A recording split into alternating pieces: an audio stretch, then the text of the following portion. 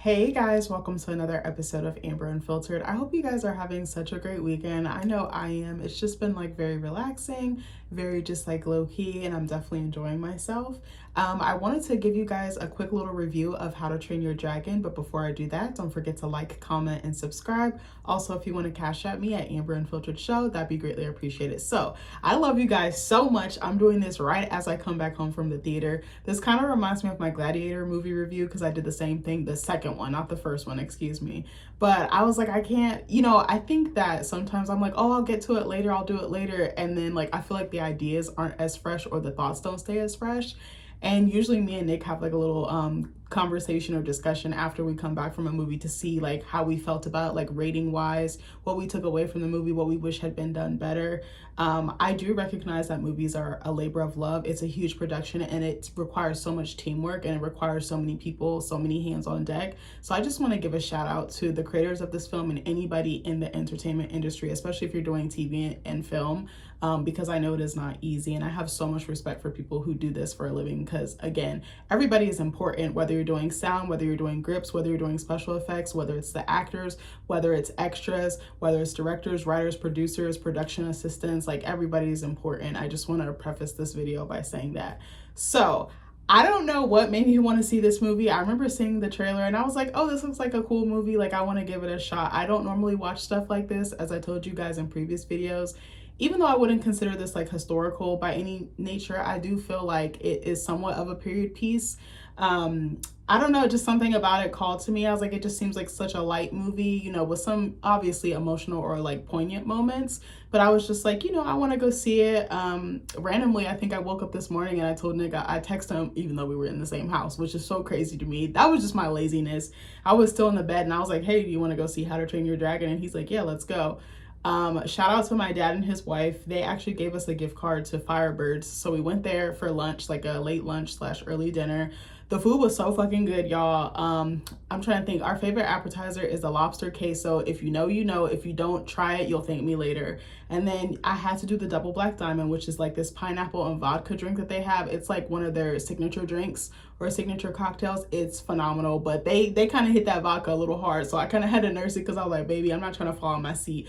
Trying not to fall off somebody's bar stool. That's the saying I always say. And then, of course, we got the bread. I love the bread there. I want to know like how they make it. And then, what else was I gonna say? I think for main appetizers, I was feeling a little bit adventurous. I'm trying to get in like my adventurous bag. Like when I go to a restaurant I've been to several times, I'm like, let me get something different. But then sometimes I feel disappointed and sometimes I'm like, oh my God, I'm glad I tried this. So usually I do the, I think it's like a Cajun Asiago pasta with chicken. It's like a Cajun cream sauce. Oh my God, it's to die for. It's not too spicy. It's just like right on the bright side. Like not on the bright side. It's like right in the middle. Like it has a little subtle heat to it. I like a little bit of heat. I don't like too much, but Nick has like, he's graduated my taste buds. I'll give him credit because I was like, oh, I only like hot sauce on like eggs or like chicken, like a buffalo chicken, like dip or like wrap or something like that. But I'm like, I'm kind of like going outside my comfort zone. I actually fuck with Thai food because for a long time I didn't eat it because it was too spicy. But I'm like, you got to get the like that medium level and you'll be fine. But anyway, I tried this. It was like, I think a fettuccine pasta with shrimp. It was like seared shrimp. I feel like my mistake was not going grilled. I wish I had done grilled or maybe even steak or chicken. And it had like zucchini, like tomatoes, and I think some other stuff. And it was pretty good, but I was like, I wish it had a little tad bit more flavor, but it was still fine. I put some salt and pepper on it and it was good to go. Nick got this hot honey chicken sandwich that was so bomb. Actually, I liked his food better than mine. It was a hot honey chicken sandwich. It was so crispy. The sauce was so good. It was like a sticky glaze, almost like a barbecue sauce. And then it had pepper jack cheese and like these thick pieces of bacon. It was so fucking good. He kept giving me his sandwich and he got a baked potato with it. And if you know, Firebird's baked potatoes are top tier because they're so fluffy on the inside with like that flaky skin on the outside. And then they put like big like sea salt crystals on the outside. Oh my God. He kept giving me his food and I was like, oh my God, I feel like such a bad wife because I'm over here tearing up your food. Like, I feel like sometimes I'd be like, damn, like he always picks the right thing and then I kind of regret my choice. But I'm like, I'm glad I tried something different. And then for dessert, they have something called the Big Daddy chocolate cake. I'm telling you, it's the cake that Matilda, remember that little big boy in Matilda? He had to eat that whole chocolate cake unless he was going to go in the chokey. Bruh, it looked like that. It was so freaking good. And then I had like vanilla bean ice cream and like a raspberry coulis on it. And then we went to Target after that. Also, let me back up. Our server was amazing. I think her name was Angel. Shout out to you, Angel. She was this older white lady. She took such good care of us. Like, even just little details, like checking in on us. She was very attentive. She was very warm. I don't know, just something about her. You could tell she probably had lots of years in service, you know, in hospitality. Like, I remember she was like, do you want me to wrap your food up for you? And I was just thinking she was going to bring me a box. No, she wrapped it up and I asked for some goat cheese on the side. And then like she opened it and showed it to me like, hey, I put all your food in here. Like, kind of like how they do at Duck Donuts when they show you like what you ordered and to make sure it's right. Like, she just went the extra mile and she was such a phenomenal server. We made sure to give her a good tip. We don't play about tipping people. Like, that's our thing. We know how hard people in the service industry work, and we want to give them our thanks where thanks is due. But after that, we went to Target because we have a trip coming up, which I wanted to tell you guys. I'm not sure how long, but next week we're going to be away on travel. So I'm going to be recording some videos for next week, but the week after that, I think it's the week of the 23rd, if I'm not mistaken, I will not be having any videos. I've kind of been flirting with the idea of taking a little bit more of a break. I don't know, I'm kind of like on the fence. I'm like, should I stop doing videos? But I was like, I like them. Maybe I just need a little bit of a breather because I've been doing so much and maybe I just feel like my energy is spent. I feel like the past couple weekends, I've just been kind of like napping, like seeing family, going out to eat, keeping like a super low-key radar and just like reserving my energy. Sometimes I'll do what my friend Celia calls like bed rotting, where I'll like just spend a day just like resting in bed, eating good food, just kind of like getting my mind right, reading, you know, writing, like journaling or whatever like that. But I've just kind of been trying to rest because I know I'm getting ready to pick up the semester again because I have a class that starts in a couple weeks. So I kind of just been like trying to reserve my energy, but also recharge it, if that makes sense. But I was like, maybe I should stop. But I was like, I don't know. I don't know if I want to stop completely or just take a little bit of a breather. I'm not sure how long. I love you guys, but I also need my rest and some time away. So again, I don't know how long, but I just wanted to give you a heads up that if you don't see any content, that's definitely why. I feel like I'm getting pretty inconsistent, but I also have so many other things outside of recording that kind of take my attention. But anyways, I wanted to let you guys know that. So anyways, we got to the movies and it was pretty good. I did want to make a comment about trailers. I've been seeing people post this online. A lot of trailers give too much away. I feel like me and Nick were talking about this in the car. I was like, I feel like trailers are supposed to be like appetizers. They're just supposed to like satiate your appetite and get you curious enough to make you want to eat the whole meal, the whole entree, you know? And I feel like sometimes trailers are too long and they give so much key details away that it makes me not want to see the movie. Let me know if y'all feel the same way because I definitely am feeling it. But I wanted to talk about the movie. If I had to rate it, originally I was going to say a 6.5, but I think now it's more of like a 7 because the ending kind of was like a nice little cherry on top. It like wrapped everything up nice and neat, like a pretty little bow. But I think some of the things that I struggled with, me and Nick were actually talking about this in the car, so I'm probably going to steal some excerpts from that conversation. But one thing I definitely noticed was the audio.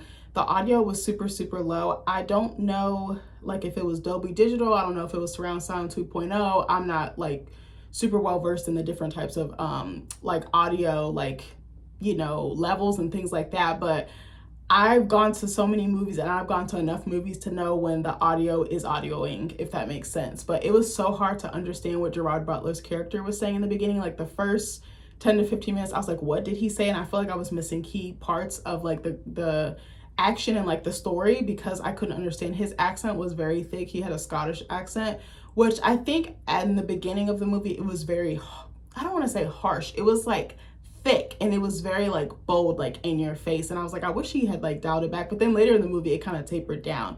But I think it was like his character's like pride, his boastfulness, pride in his heritage, pride in like his son continuing his legacy as like a dragon hunter, dragon warrior, or a Viking warrior. But I was like, oh, that's kind of a struggle for me. Okay, to be completely honest, I'm not trying to shit on the actors because I think they did good with what they had. I actually kind of was like a little bit bored and like on the fence. I actually wanted to walk out in the beginning because I was like, this isn't really holding my attention. I was like, it's kind of cheesy. It's a little bit like cliche or contrived. Like you kind of can already guess where things are going to go. And I was like, the character building or the character development wasn't really there, but I was like, let me just hold on. So I want to start by saying it opens up with them being attacked, like their village being attacked by the dragons. And it didn't really have like a nice flow or pace to it. It just like immediately jumped into it. And I wish they kind of like let us dip our toe into the pool before we got to that, because I'm like, I haven't seen this movie since it's come out. I think the original one, if I'm not mistaken, came out in 2010. It is now 2025, 15 years later. I'm 30. I watched that movie when I was 15. So I'm like, How to Train Your Dragon is not a movie I'm just gonna go rewatch just to go rewatch. Like, if it's already on, like on YouTube TV or some other streaming device, I would probably throw it on if there's nothing else going, on TV that captures my interest. But it's not a movie that I'm like, I'm gonna repeatedly rewatch. Sidebar, I actually wanted to do a little series called Comfort Movies, and like break down movies that I rewatch a lot because they give me comfort and I take something new from it every time. Two movies I would say that definitely are that for me are Black Panther, Wakanda Forever, and Avatar, The Way of Water. But anyways, so I wanted to start with that. I also was on the fence a little bit about the casting, because the gentleman who played the main character, oh my gosh, Hiccup, I believe his name was played by Mason Thames. I'm not really familiar with him. I'm not sure if this is his debut role or if he's had previous work. I've never heard of this kid, but I was like, I think he did a good job. He actually looked like the animated version played by Jay Baruchel or Baruchel. I don't know how to say his last name, but he's a really good actor.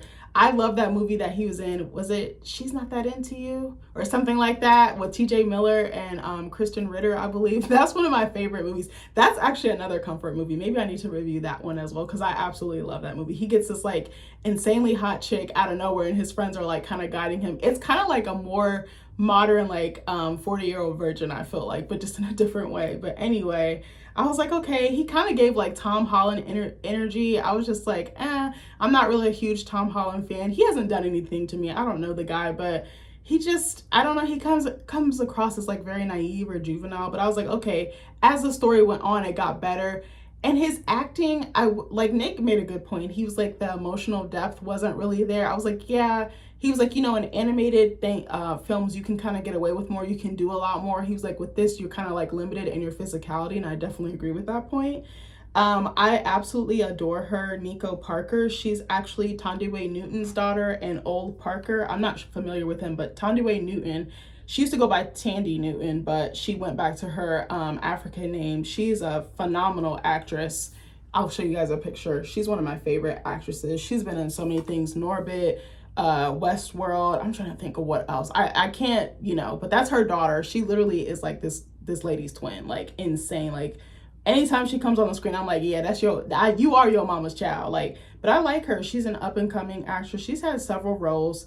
I watched her in The Last of Us. I couldn't really get into it. For some reason, zombie and apocalyptic things tend to like make me, I don't know, like very angsty, because I feel like it's almost so true to life, like it could happen. And that's probably me being a little bit of a conspiracy theorist. She was in this movie with Woody Harrelson, and what was her name? It was called like Sunshine. Oh man, I can't remember what it was called, but I've watched her in some other projects and she's pretty good. I think give her some time and she'll catch up to her mom. Like, I really do think she probably would be considered a Nepo baby. I don't see it that way. I just see it as a person who wants to be an artist and her parents happen to be in the industry and she fell into their footsteps, or followed into their footsteps. But I want to say that there was definitely, I was going to read the plot, but I don't know if I'm actually going to do all that. I have it pulled up here, but I kind of don't want to do that. But I want to say there was some really gorgeous sequences. Like the cinematography was actually very, very good. Toothless's design was definitely very true to life to the animated version. It wasn't a caricature. Something I was thinking about was how bad the CGI was in Gladiator 2. Specifically, there's a scene where the gladiators are fighting in the arena and they're supposed to be battling like these bloodthirsty ass baboons. And it was so trash. It was so... the audacity of the CGI and like how terrible it was, it made me realize I was in a movie. I feel like a good body of work, especially a film or a movie, the special effects should be so good that I'm immersed into the world and I don't even know where I'm at. That's what I feel like. And I actually think they did a great job with the special effects and CGI in here. It wasn't like a caricature of Toothless or the previous source material. I think it like embodied it in a nice way and it was visually appealing, especially some of the sequences where Hiccup is teaching Toothless like how to fly and he's like giving him different commands and different like I was gonna say poses or stances, different like movements. Like he's teaching him how to glide, how to soar, how to be even keel, how to like level himself out, with the new wing that he's fashioned for him out of wood. Like it was really beautiful. I think this was shot in Ireland and it was so pretty, just like the countryside, the greenness, the lushness, the water sparkling, like the sun on his face. Like it was just so beautiful. There was actually a fight scene at the end where Toothless and Hiccup are like battling like this queen bee dragon, because she like controls all the other dragons, and they were like fighting in the sky, and like Toothless like emits like this lightning out of his mouth to like go at her. He's basically trying to render her like wingless so that she can like fall from grace or fall from power and stop having so much control over the rest of the dragons, because it's like a hive mind, like a colony kind of effect. And it kind of reminded me of Godzilla. I can't remember which one. Is it the one with Millie Bobby Brown where they were like fighting in the sky? It might have been the one before that, but correct me if I'm wrong, nicely, of course. But like there was a scene where Godzilla was, I think it was Godzilla King of the Monsters. I can't remember which one it was, but he was fighting one of the monsters. I don't know if it was like Mothra or somebody. He was fighting her in the sky. And it sort of reminded me of that. I was like, that's how you know some cinematography is so good, if it's conjuring up images of other cinematography that did it very, very well. I loved, there's this one scene, it's like in the third act, where I should have probably prefaced this with, there's probably going to be spoilers. There are spoilers, but there was this one scene like a little bit after that where they had defeated the queen dragon, and I think her tail or something hit Hiccup off of Toothless, so he like fell, then Toothless is falling, and it was like fiery, like, oh my god, it was so gorgeous. I was like, that certain images I feel like last in my mind, and I tried to remember them because I'm like, that was so beautiful. Someone really took their time to like color that beautifully, to like shoot it beautifully. Like, oh my god, I cannot stress how well the cinematography was done. But I told Nick, I was like, it was like they were like descending into hell almost. Like, it was so beautiful. Like Toothless's wings are like falling, like they're just like plummeting, like nose diving. It was just so stunning. I loved that Hiccup was a warrior, but he was a warrior because of his mind, his brilliance, and his love. Like he led with love, whereas his dad led with tenacity, like fierceness, like physicality. He led with like war on his heart and on his mind. He thought by combat that was how you protected your people, but I think loving your people and trying something different that can be for the betterment of the group was something that Hiccup was very intentional about, even though he had no idea how to execute it in the beginning. Like, I love how he kind of made his village come around to his way. That was a more, peace. He led more with peace, and his dad led more with like chaos and destruction. And that's what caused a little bit of a rift and like for them to butt heads. I also loved how they kind of touched on father-son relationships, because there's another character, I don't remember his name, I'm so sorry. I'm not gonna look it up even though I have my tablet right here. I'm being lazy right now. But there was another character, it was like one of the his classmates or one of his like allies later on in the movie, who kind of wanted his dad's approval. And I loved how they touched on sons wanting their father's approval. But I think even beyond that, like, being a kid who wants your parents' approval so bad, you're like willing to die for it. You can't do anything right, and you know you're so different from them. And I that resonated with me, because I felt like that for so long with my parents. Like, not in a bashing way, but I was just like, oh my gosh, I really want them to like support me. I want them to like be proud of me and not criticize me, and not like, I don't want to feel bad about doing something that I know you're not going to be on board with. And it's like, now I've gotten to the point, I'm like, I don't need it and I don't want it. Like, I know my parents love me. I know they care about me, but I want to make myself happy, because if I make myself happy, I can be of service to myself, but all the people around me that support me, because it's like, you're going to chase something that you can never really get, that you can never really obtain. So I thought that that was an interesting dynamic. Nico Parker's performance was like very hot and cold for me. I actually told Nick it reminded me of Zendaya in Dune, especially Dune 2. I was like, Chani's character was very hot and cold, and it was very flat. Nico Parker, I feel like they gave her a lot of shine in this movie, and I think she was a good supporting character. She played Astrid, excuse me, but like, I don't know, she was very like hard or harsh with him, like, oh, you've had everything handed to you, you come from royalty, basically, I'm here to shut shit down, I'm here to take your spot. And he was like, well, take it, I don't fucking want it. Like, he was coming from a place of love and peace, and she was just like, I have everything to prove. And I was like, okay, I understand that. But then she softened up. But then Nick was mentioning like her emotional depth, like her expressions and stuff weren't really landing for him. And I was like, I could definitely see that. And even with the lead actor, but I was like, who knows what type of direction that they got. And I was like, maybe the director wanted it to be lighthearted. Maybe he didn't want it to be so entirely serious. And there was also a good amount of comedy in this movie that I definitely agree with. And I'm trying to think what else. The score was actually absolutely phenomenal. I think I quickly read online earlier that they got the same orchestra who did the score from the original one, which I feel like is really hard to do because people are booked and busy, especially in that industry. If you build that portfolio, you're going to be like a Hans Zimmer or like a Ludwig Göransson, you know, like it's really tough. And I believe the gentleman who directed or participated in the animated one worked on this one as well. So you could definitely tell some elements were thought of and brought into the fold, but in a way that didn't make a caricature of, again, the animated film. I do think that the costuming was pretty spot on. I think it was very nice. I shouldn't say nice. I think it was authentic to the Viking aesthetic, I should say. I think that they did a really good job with like the set pieces. Stuff like the boats, like the sails on the boats, the village, it was very nice. For some reason, I got the vibe that they made this film in a short period of time. I don't know where I got that from, but it was just a feeling I had. I could be totally wrong. There were certain times I was reminded, especially when they were in the sky flying with the dragons, of Avatar, just like when they're flying with the Ikran. And I was just like, oh my gosh, now I need to watch Avatar too. And I was like, I always want to watch it. And every time I talk myself out of it, because Nick always roasts me. He's like, you're watching it again. And I'm like, but this movie means so much to me. Like, I really want to do a video on Avatar too, but I was like, I want to be respectful and I really want to take my time and think about it. Sidebar, did you guys know that Avatar 3 is coming out later this year around Christmas? I was like, bro, why haven't they done more promo for this? I think they debuted it or talked about it during Comic-Con or CinemaCon, but I'm like, a lot of us can't go to those things and we can't afford to get into those places. Like, you need to be doing more promo. I was like, you have such a huge fan base. Like, we want to support you, James Cameron, but we can't support you if we don't know the content's coming out. But I was like, I feel like he's almost like the Beyonce of like cinema. Like, he can just drop something and, you know, everybody will support it because he has such a great catalog and a legendary catalog, I will say. I'm trying to think what else. I mean, I just thought it was a cute little movie. Like, it's not something to take super duper serious. I will say that the acting is like very hot and cold. There are some parts that like really land and they're very tender or emotional, especially the scenes where Gerard Butler is with Mason Thames, who plays Hiccup, and Gerard Butler plays his character's dad. Like, I thought that was very interesting, like that tug of war, like that push and pull type of vibe. And I was like, all of us can relate to like going at it with our parents and like wanting them to see us for who we are and accept us for who we are. But then it starts with us accepting us for who we are, and then other people in turn can do the same thing. So I thought that was actually a pretty powerful message. The training scenes where they were like in the dragon training camp, I didn't really enjoy. I was like, okay, it was cute. It had some comedic moments.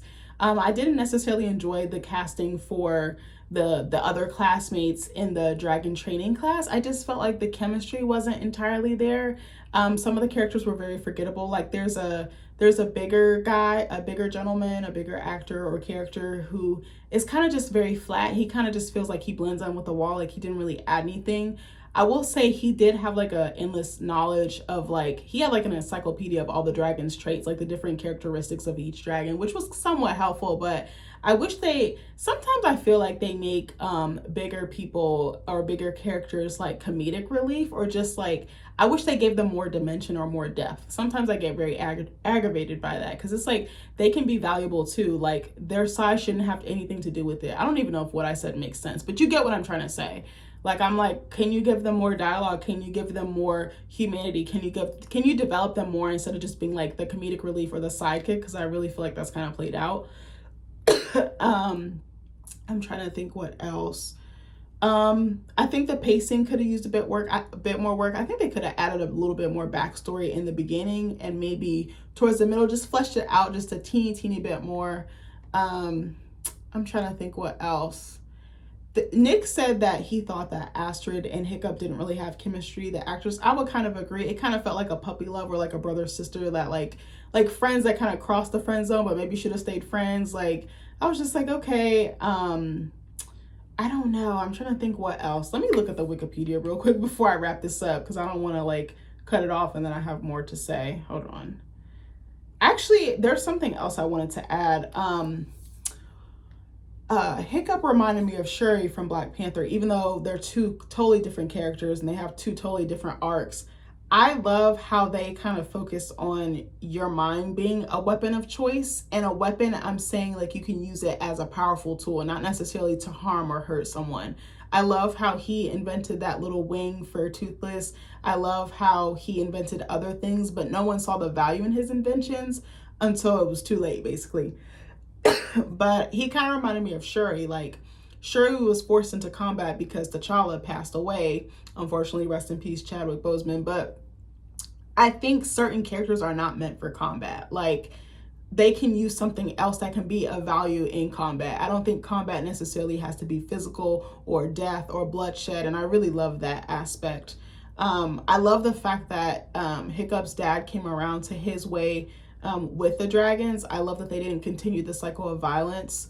I'm trying to think what else. I don't know. It was just a cute movie. I mean, it's not, don't go into it with such serious expectations. I think it's just kind of like a fun ride. It's just something to get out of the house. That's kind of what it was for me. It's just like sorry if you guys hear the rain, it's picking up outside. But if you like want a cute date night, if you want to take your kids to go see it. Also, speaking of kids, there was a really funny kid behind us, but I didn't mind because their commentary was like very appropriately timed. Like, certain things they would say, and I'd be like, oh, I'm thinking the same thing. It was so funny. Like, me and Nick were just like looking at each other in the dark, just like dying laughing, because this little kids are just like so authentic and like so like blunt. Like, I absolutely love it until they're roasting you and talking shit about you. Then you're like, damn, like, why I gotta be all that? But you'll never not know where you stand with a dog or a kid. Like, they're gonna tell it straight, no chaser. Like, I love my little niece for that, because she is exactly the same way. Like, she'd be like, are you kidding me, auntie? Are you kidding me, uncle? Like, it is so funny. Like, she's just such the smartest, like, most curious little funny, like, I was like, her little spirit has been here before. Like, she be cracking me up. But I don't know, it was also really nice. I know this is totally off topic. It was really nice to see people gathered in the movies. Because I feel like COVID, and even after that, like, movie theaters aren't filling up the same way. I mean, because we have streaming, we have so much access right at our fingertips. So it wasn't packed, but it was like, I would say like a third, maybe like a fourth of the theater was packed. I don't even want to say halfway. Maybe it was. It just looked a little more scattered, but it was really nice. Like, there was families, there was like friends, there was couples. I didn't really see any, but that doesn't mean that they weren't there. But that was really nice. Yeah, I mean, I love going to the movies. I'm actually really excited to see some of the summer releases. I haven't seen too many other ones that I'm like, oh my gosh, I'm anxious about. I remember when trailers would get me hyped. That was one of my favorite things about going to the movies, just to see what other content was coming, because these actors and actresses and like productions and directors and writers, they work so fucking hard. Like, I just have such a deep level of respect, because they're constantly I was thinking to myself, like, they did all this physicality, like these stunts and stuff, and I was like, what toll did that take on the actors? Because I know that can't be easy, and I know we have like stunt people and coordination with that, but I was like, that's still a lot to put your body through, and to use your imagination to make the viewer believe that your world is believable. Like, I think that's incredible. I feel like you have to be kind of crazy to be an artist, but anyway, because you have to imagine shit that's not really there. But that was really nice seeing people there. I think the two movies I'm most excited to see for right now is Jurassic Park, the one with ScarJo and Mahershala Ali. And then I'm also really excited to see Fantastic Four. I love how they're going like retro and vintage with it. It kind of reminds me of the comics. That was actually one of my dad's favorite comics, and he had like baskets and boxes full of comics. I remember he mostly had Fantastic Four, Avengers, and Iron Man, and I would spend hours just reading the comics. I don't remember anything now because I'm old, but I actually am trying to see if I can go on a double date with my brother and his wife, and me and Nick can join them, because we try. I was like, maybe we can make a little tradition, like see a big blockbuster in the summertime together, because last summer we saw A Quiet Place day one, and that was actually around the time my sister-in-law was pregnant. So I was like, oh, that could be a new little tradition or something, because my brother loves movies. Movies are just they're like such a nice escape for me, but I just value the artistic just the artistic input and like the labor of love. Like, I can't stress that enough. I have such a deep reverence for people who do this for a living. One of my dreams is to have at least one of my books turned into a TV series or a film, and maybe I can learn how to write screenplays. I would absolutely love that. But yeah, if you guys are just looking for something simple to check out that doesn't have a lot of fuss and fuss, that has some comedy, that has some tender moments, I will say, sorry, I know I just was about to wrap up. I will say there was a couple of times I caught myself about to cry, because I think the score attached to certain scenes that were more emotional, that were more heavy, it just added something to it. And I just absolutely thought it was just like the cutest little movie. I was like, okay, I'm glad I got out the house. I'm glad me and hubby did something, because we're little homebodies. Like, it don't take much. I'd be like, my friends be like, you want to go out? I'm like, you want to come over here? Like, I love my house. It's so cozy. Like, I spend so much time here outside of work that I'm just like, I kind of like being at home. I'm one of the weird ones. I'm like, I don't need to be out on these streets to have a good time. But Anyways, I hope you guys have a good weekend or are having a good weekend. I hope you have a good week ahead. I love you and I'll see you in the next video. Bye.